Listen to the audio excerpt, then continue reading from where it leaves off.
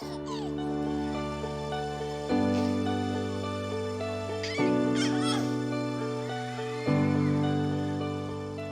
really connect with people that are struggling to fall pregnant because it was such a big part of who I was and who we were for so very long. And we revisited Plan A and Plan B time and time again. I guess some things that I gave myself a talking to. I always said that we're going to face challenges in life. We're going to have them. They'll come in some way or shape or form, and this is our challenge now. And I also reassured Kurt, I don't know if it helped, but I did tell him that, look, one day we will be old and our journey and our story will be told, and we'll be sitting back looking at how it all unfolded.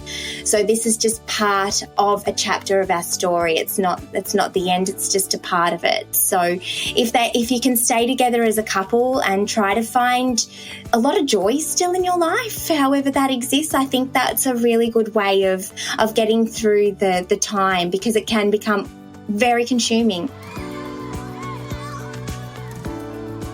Hello and welcome to Parenthood, conversations about life after kids. I'm your host, Leonia Kiddenor, and every fortnight I will bring you discussions about the real and raw realities of parenting, life behind the Instagram filter. Join us as we laugh, cry, and bond over the organised chaos that is parenthood.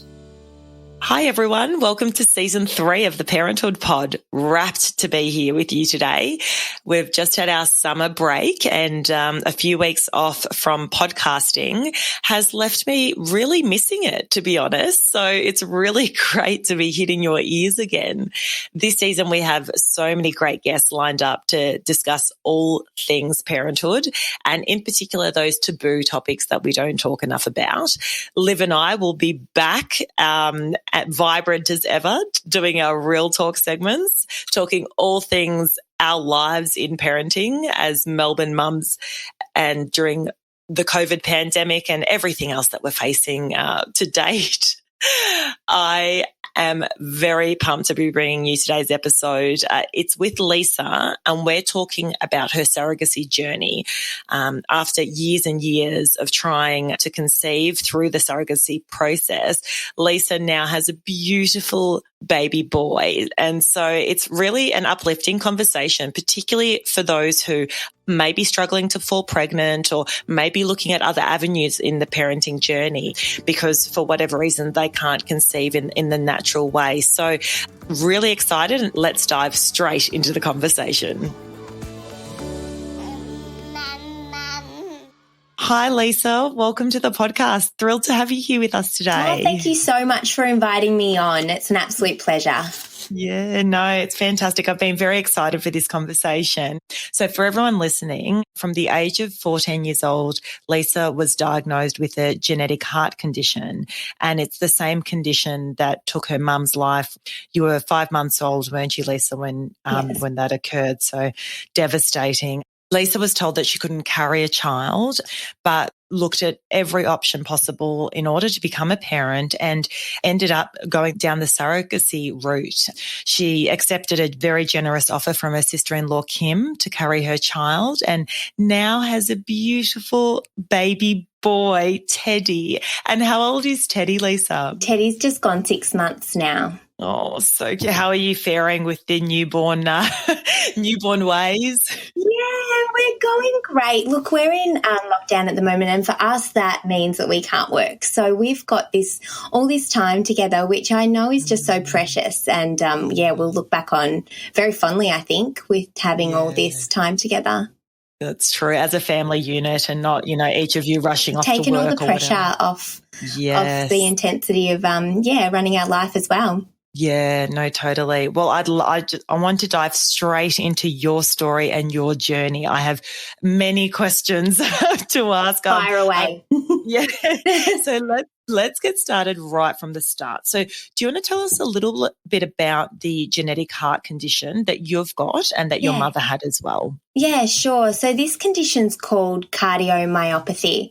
And what that does is it basically affects your heart muscle. So it makes your heart muscle very large and also very, very weak, which basically affects the efficiency of how the blood is pumped around your body. Popping a pregnancy on top of this condition with the extra blood volume in your pregnancy can turn into heart failure, which is what happened to my mother and why pregnancy was such a high risk for me as well. So with your mother, she was able to give birth to you. And then talk us through what happened then. Yeah, look, it's a series of events really with my family around that time that I was born. My mum, her name was Karen, she was only 15 when she fell pregnant with me. And the year before that, tragically, her brother passed away at the age of 16 from the same condition. So my grandparents, in a space of a year, lost two of their three kids from this heart condition. Luckily, I guess, I was born in that time and I was born healthily. She was fine, and then she deteriorated very quickly. She actually went up to Sydney and she received a heart transplant from Dr. Victor Chang. So that was really early stages of heart transplants in Australia. She was actually number 7. So the heart transplant was successful, but unfortunately she passed away 3 months after her heart transplant due to complications, and that's when I was 5 months old. That's devastating. So were you brought up predominantly then with your dad? Yeah, it's a lot. It's really hard to quite comprehend. Yeah. At that time when she was sick and in Sydney, I did visit her. I was with, at that time, my paternal grandparents, so my dad's family took care of me. And then after she had passed away, it was decided that I would be raised by her parents, so my maternal grandparents, who I called mum and dad, and also her brother. Who is also my brother in turn as well. Yeah, he was 14 at the time. Right, yeah. Geez, being 15. So I was raised by my grandparents. And I suppose your mum was quite young as well. I mean, being 15 and being a mother. I know, it's incredible, isn't it? Wow. Yeah, teen pregnancy, definitely very unplanned. Very lucky to be here.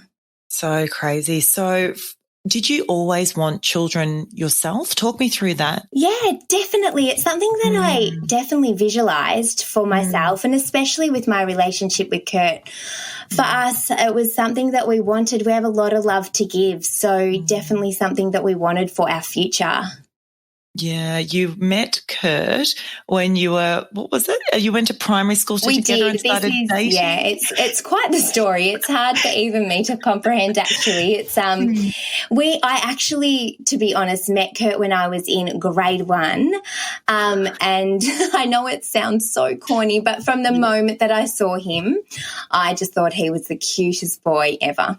And we ended up, it was called going out in those days, so which meant that we were quite official, and that was in grade 5. So we were 11 years old when we started going out, which consisted of maybe a hand held here and there and a few letters passed around. But I've always had a huge crush on Kurt, and he's the man I married. Yeah, that you've literally, and how many years have you been together now? Look, over 20. It's something like that. Yeah, it's nuts. Yeah, our whole life. We grew up together. It's very special. That's so beautiful. And so did Kurt always know that you were unable to carry children, or how did that conversation go? Yeah, definitely.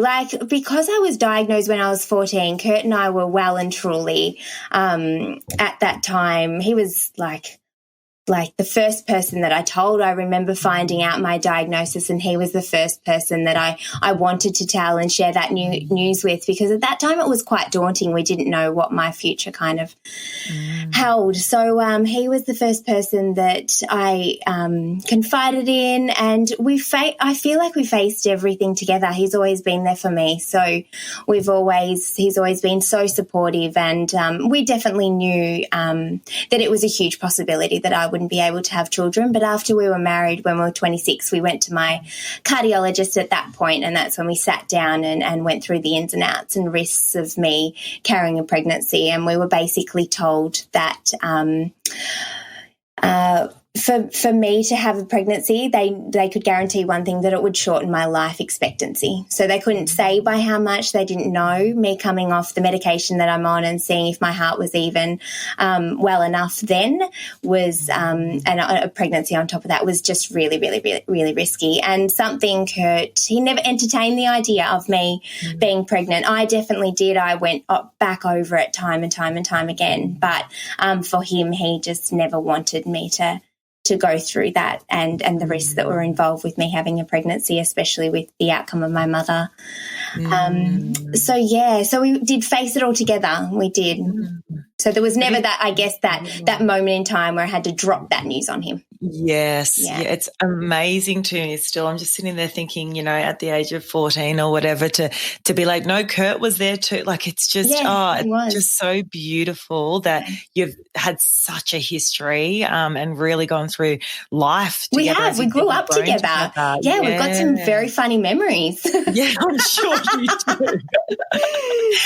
So then tell me, you mentioned that you were actually entertaining the thought of being pregnant, and certainly, Kurt wasn't at all. He was sort of more conscious about your health. And was there ever a time for you that you sat there going, but Kurt would be a great dad, and if I can't be a mother to our child, then what does that mean for us? Did you ever have those thoughts at all? Yeah, totally.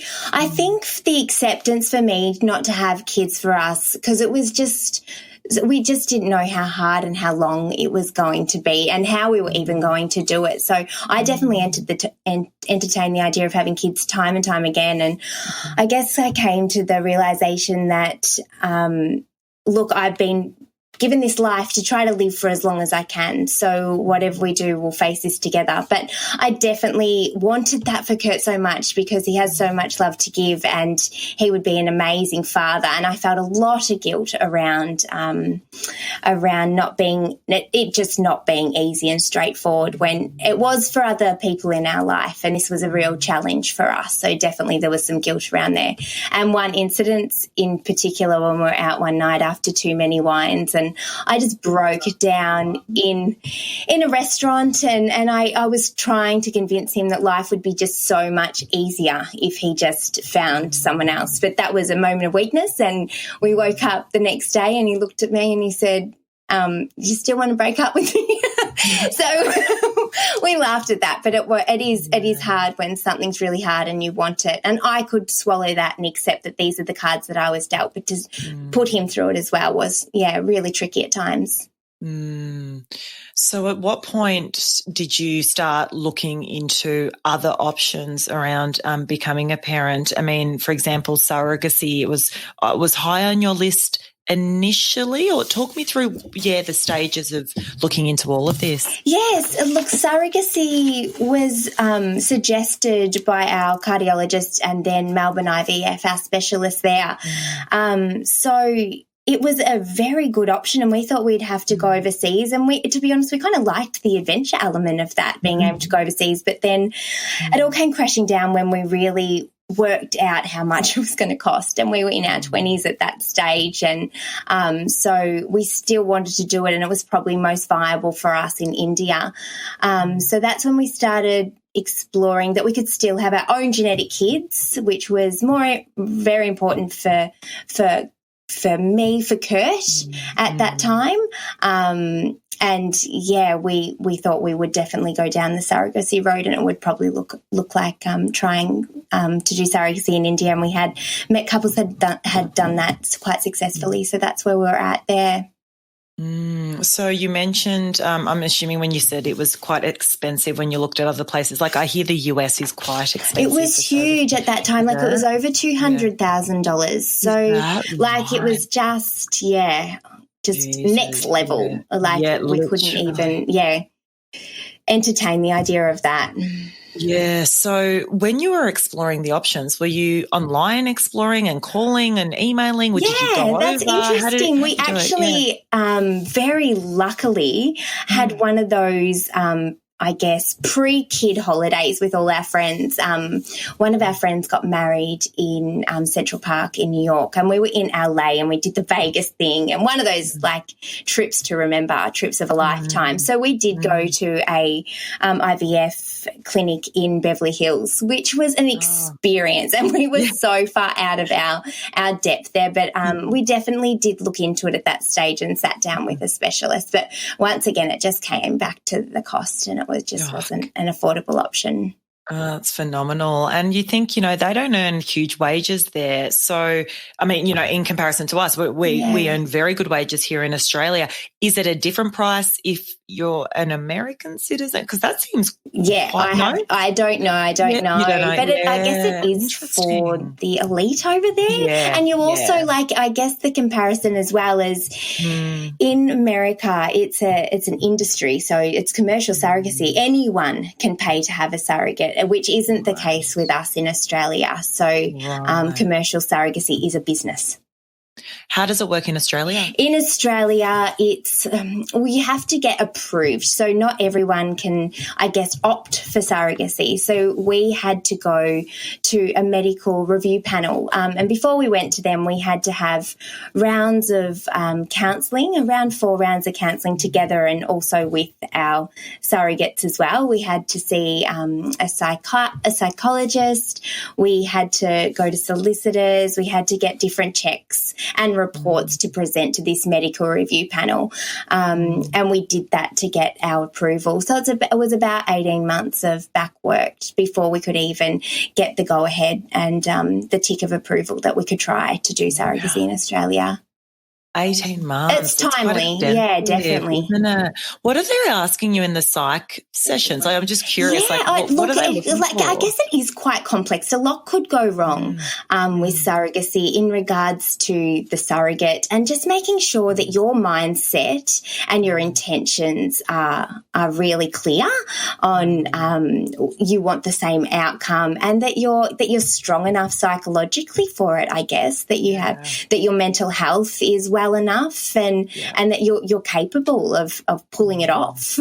Yeah, makes sense. It's it's certainly I mean, when I heard your story, that's where I was like, I've got so many questions, because particularly with in Australia, it's not well known. No one really doesn't seem to be. It's very new. Yeah, we weren't looking at Australia at the time. We thought we'd be going overseas, so we were really looking into going to India. So Australia wasn't even on our radar.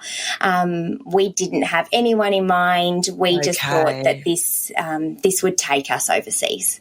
And so when did that change, and when did you have the conversation with him? So it was in 2014. We were up on Hamilton Island with Kurt's side of the family, so his brothers and their wives for Kurt's dad's 60th. And it was quite an idyllic setting, actually. It's a moment that I'll never forget. We were at the yacht club, if anyone's ever been there in Hamilton Island. It's just beautiful. And we were having sunset cocktails with Kurt's older brother, Josh, and his wife, Kim. And Josh leaned over to Kim and said, "Do you want to tell them?" And we were just, I guess, curious to what, and didn't even enter our mind. And they said, "Look, we've thought really long and hard about this, and we want to be your surrogates. We want to help you have your baby." So that was the moment for us that changed the path that we were on. And that's when we, that was the moment that I guess, changed our life forever. Oh, I got chills as you said that. Like, I just cannot imagine the headspace that you would have been in. So you were looking at that point, you were still sort of looking into options in India, and then you had this conversation, and then everything just shifts for you. Everything was flipped upside down, definitely. It was something we hadn't considered. So we were in shock, I'd say, to a certain degree, Did you immediately accept? Or what? Pretty much, I would say. But they said, look, sleep on it, take your time. They didn't want us to immediately accept. But Kurt and I, all that night, I don't think we slept very much, just talking it through. And we really came to the outcome that it couldn't be more perfect for our baby, knowing their story and knowing who carried them and having them a part of their life. is just such a really lovely outcome, I think, to be able to celebrate how we got them there, because it is quite unique. So, and Josh and Kim are such an incredible couple and such a supportive, beautiful part of our life that it felt like a really beautiful fit. Were there any elements of hesitation in the decision? There wasn't. No, I can't say that there were any. The only thing is I just thought it was an incredible offer for them, because they lost their second baby after birth. So it just shows, I guess, the depth of how incredible they are. They had trauma around losing a baby and not being able to take a baby home. So I think it shows that they're incredible. Yeah. Yeah, that is honestly phenomenal. So in the early stages then you've made a decision, and I'm also just curious because if others are interested in this process too. So you find your surrogate, if you're looking to do surrogacy in Australia, you have to identify who your surrogate is. Absolutely. There's no commercial industry around that. Yeah. And then is there lots of paperwork in place and written agreements around who can do what when? Yeah, how does it work? Definitely there can be. And they do say that you need to put it out there if you're after a surrogate, because the more people you tell, I guess, you just never know. For us, it came quite naturally, so we were super lucky. But there can be written agreements around all of that. We felt that we didn't need to. We were informed of our rights when we went to our solicitors, but we've thought as Josh and Kim and myself and Kurt, we discussed everything at such a degree, and we felt like we were on such the same page, and we had a really harmonious relationship that we didn't feel that we needed anything official, but that you can definitely put that in place as well. But for us, we didn't opt to.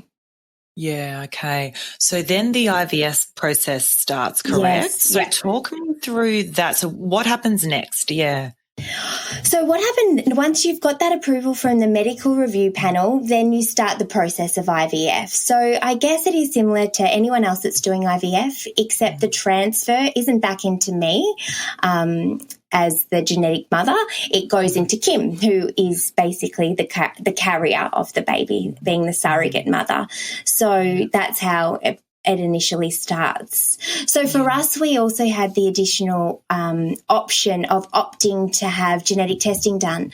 So that was something that we couldn't refuse. If there was a chance that we could find this gene in our family and be able to eliminate that from the gene pool and from our baby, that was definitely something we wanted to do. So we did do that, and the result of that was that they found the gene. So that was just an incredible bonus, and one that we definitely didn't expect. So that was something that we put in there as well. So from the embryos that Kurt and I created, they were tested for this genetic heart condition. And that put a bit of a spanner in the works, because most of it, if not all of our embryos, did have that gene. So that's why it did take us so long to get viable embryos. So how many rounds of IVF did you end up doing? I did 6 rounds of IVF. The first one this shows the roller coaster of IVF. I ended up getting 42 eggs, which I think was a Melbourne IVF record. So we just thought we were IVF rock stars. Kurt and I just thought, we may as well just buy the pram now, and we're on our road to parenthood. But after that, after all the genetic testing and embryo testing, we weren't left with, it was about one each time. One time I did IVF and we weren't left with any viable embryos. So that's when you're just like, that's a big fat waste of time and money, and that's exactly how it feels. Emotion and, physical, implications to your body. Talk me through, is it normal, like as far as the payment goes, do you pay any different to when you are looking to do surrogacy? How does it work with IVF? Yeah, IVF for me is the same as anyone else. So you're out of pocket, it's about $13,000, and you do get a rebate on that. But when it comes to the surrogacy, so the transfer, we don't get any rebate on that. Yeah. And there are additional costs with surrogacy as well. Management fees and whatnot. So for someone who might be looking into it, Yes. if they were fortunate enough to do one round of IVF, so you said it was around 13 grand, that doesn't include your rebates and bits and pieces, that's just out of pocket. Then you want to do the transplant. What are people up for, do you think, if even just for one round? What would you so for the IVF, you're probably up for about 13, but then there's extra fees on top of that, like your medications, your storage fees. There's also your retrieval fees, your bed fees, your anaesthetist fees. So let's pump that up to at least 15, and then you're on top of your transfers plus medications, you're about 20. 20. Okay. Yeah, each time you do it. Yeah, interesting. I and mean, then, there's the additional, I guess, appointments in between that as well. So it's definitely, it's not cheap, but I guess it's not as expensive as the US as well. So basically, I did IVF. We got a viable embryo if we were lucky enough to. We transferred it into Kim, but the transfers weren't working as well. So we'd have a bit of a cool-off period, regroup, and then we'd go back again, and I'd do IVF. We'd try to get that viable embryo again.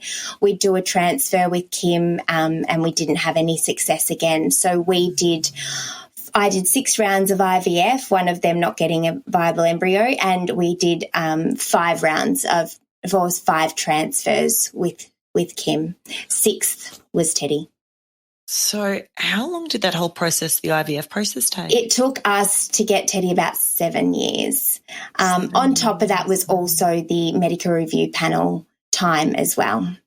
Oh, yeah. Okay. So that 18 months. People probably could do it faster if they had the stamina and the finance, but I feel like you've got another couple to also consider as well. And it is like so much hope and so much energy goes into each round and each transfer that doing back-to-back rounds for us wasn't really an option. So you gave yourself, a couple of months in between? Yeah, we gave ourselves a bit of a breather. Yeah. And how did you feel during each of those, rounds? I can only imagine, you go through as I said, the physical, the financial, the emotional implications of doing a round of IVF. Let's call it you're up to your 4th round and you're sitting there going, the transfer didn't take. Where is your head at, towards the back end of that? I mean, did you ever sort of lose hope? I think we went from utterly optimistic and the most positive people that had ever existed to just being a bit more realistic.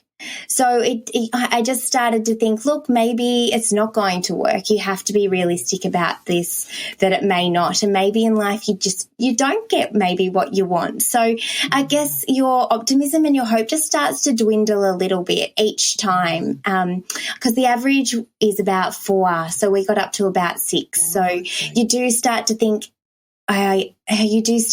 like, when do we stop? And I think that's something that every couple would ask, like, how long do we do this for?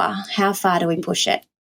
Did you think that by the last time? Were you thinking this might be our last one? Totally, it was our last one for sure. And even our IVF specialist said, you're getting to the end. Really? Yeah. So it gives me chills. we were getting well and truly done. We were really at the end, and we knew that and we felt that. So what was your relationship like with Kim during that time? So you're feeling quite defeated. Did anything sort of shift? I mean, obviously everyone went in feeling so optimistic and we've got a plan, let's kick on with it. And then you're sitting there going, this isn't happening for us. So what was that like? Yeah, look, our relationship with Josh and Kim never faltered, which is incredible. We were we were really concerned about each other, which is so lovely. They were concerned about us and how we were feeling, and we were concerned about how long they can go on as well, because it's not, they're putting their life on hold to a certain degree as well. So there was definitely our relationship was never hindered, which was really, really lucky. It's amazing, honestly. What a beautiful relationship, as you've said from the start. Like, you're very, very fortunate. So so we're successful, the pregnancy's happening.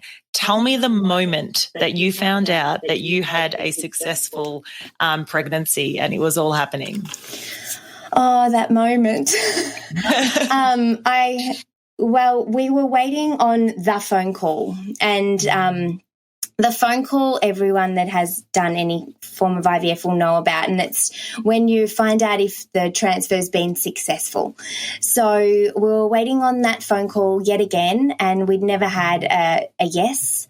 One time I said to Kurt, I'd always taken those phone calls, and there was this one time I said, babe, can you take the phone call because I have to go back to work and I just don't want to know halfway through my day. And I came out and I saw that he'd taken that phone call, and he was so utterly broken. And that was the moment that I just thought, oh, this is just too much. This is too hard. This is so hard what I'm putting him through. So it was yet another phone call, and it actually came a day late. So I was already incredibly doubtful because it hadn't come on the day that it was supposed to. But we were in lockdown last year, and we were laying in bed together about 8 o'clock in the morning, and we're awake, and the phone call came through, and it was a private number, and just the frog in your throat, and just that, oh my God, this is the call. Answering that call was even just hard enough, and you give your details, and then they said to us, we're just letting you know, Lisa, that Kim's had a very positive result with her pregnancy test, and she's pregnant. And that was one of the best moments of my life. That was just such a moment. I think you could only put it down as an explosion of emotion, and I guess I'd describe it as that I howled. Yeah. I did. I utterly just cried my eyes out, and I couldn't speak because I couldn't believe it. Yeah. So it was a really beautiful moment, and one we'd been waiting for. Oh my God, that literally makes my heart sing. It's so beautiful to hear. How was the pregnancy? How did it go? And also, do you then attend all of the appointments? Oh, it was lockdown though as well. So could you attend the appointments? We were able to, which was really lucky. Yeah. It could be a little bit tricky explaining the situation sometimes with scans, and a few odd looks when sometimes 4 people come out of a scanning appointment with one pregnant woman. But we were able to attend every single appointment with her, and the pregnancy was really smooth. It was really exciting. I just was in such awe of Kim's selflessness as well. She was just so remarkable.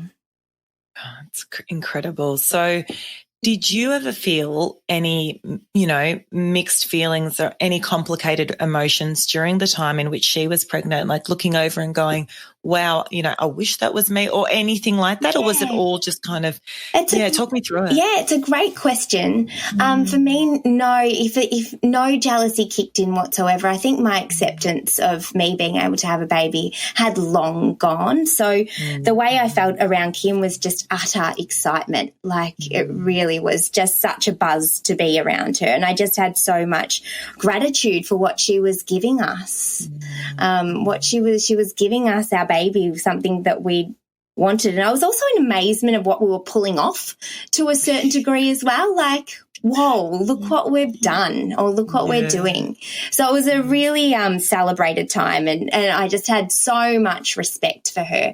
There was a little bit of guilt in there as well, I guess, when we went away and some of the days were really hot and she couldn't do much because she had to stay in the air conditioner when she was quite heavily pregnant. So I did feel a little bit guilty on those days because she was putting herself through this fast.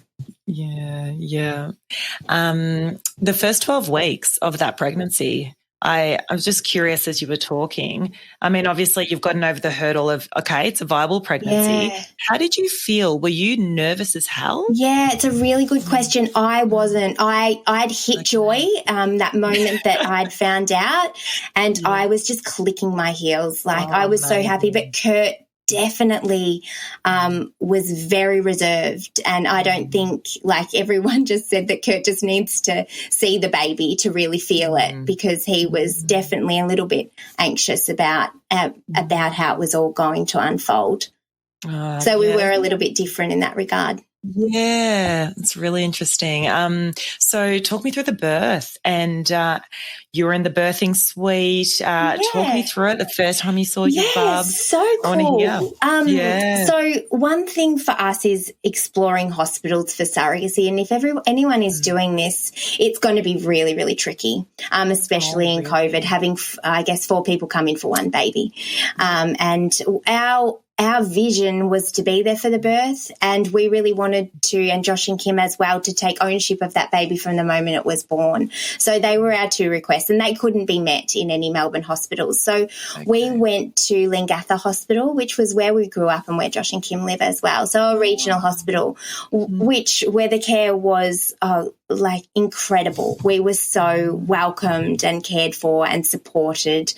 So we had an amazing experience. But that day that we came in, because Kim had a cesarean, we all met in the car park and we walked in together to have the baby, and it was bizarre, and there were so many nerves and anticipation, and it was quite an incredible day. So they prepped Kim and we were able to watch her cesarean, and then when Teddy was born, a big 9.7 pound boy, he came straight to us. So it was just one of those amazing days.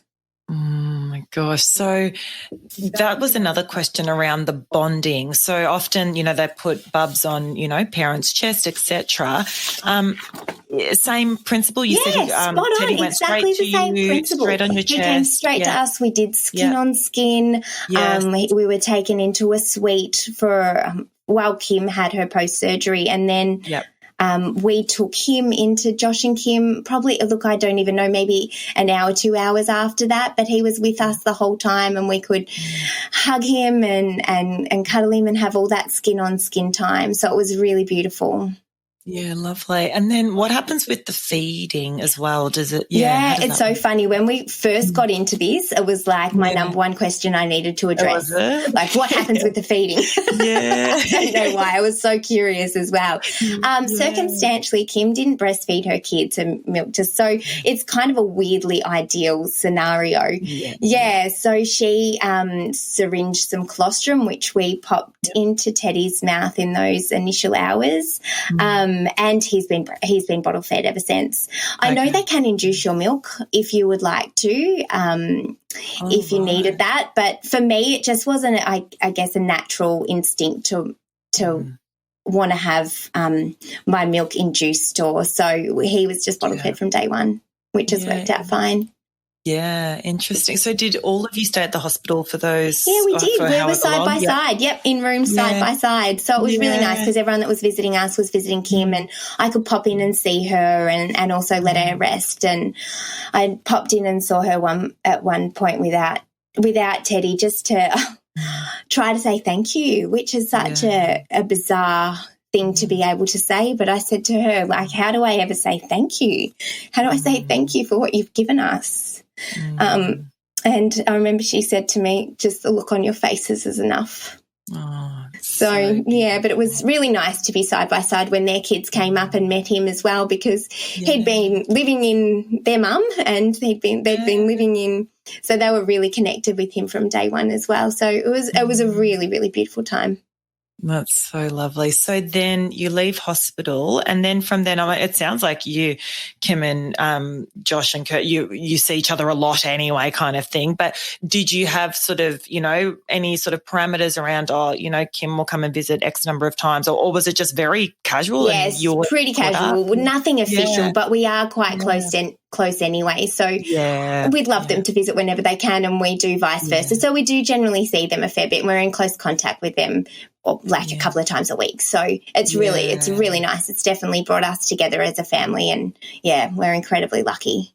Yeah, it's so beautiful. So it really didn't sort of complicate the relationship at all. And even Kim's and Josh's kids and everything, it was all kind of look, that was one of the more bizarre days as well. You just hit the nail on the head, because telling everyone else was such good news, and we were so happy to have this amazing news to finally be able to share.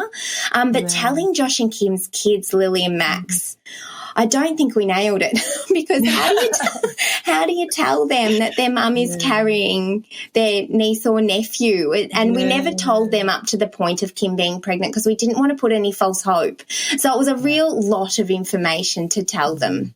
So that went down differently. There were tears and there was a bit of misunderstanding and lots of questions, but they soon came around to just being really, really excited about the idea. That's great. How old are her kids? So Lily's in year 7 now and Max is in grade 3. Okay, so grade certainly 4, I think. Yeah. Okay, yeah. Old enough then to sort of understand to get it. to some extent what's going on. Yeah.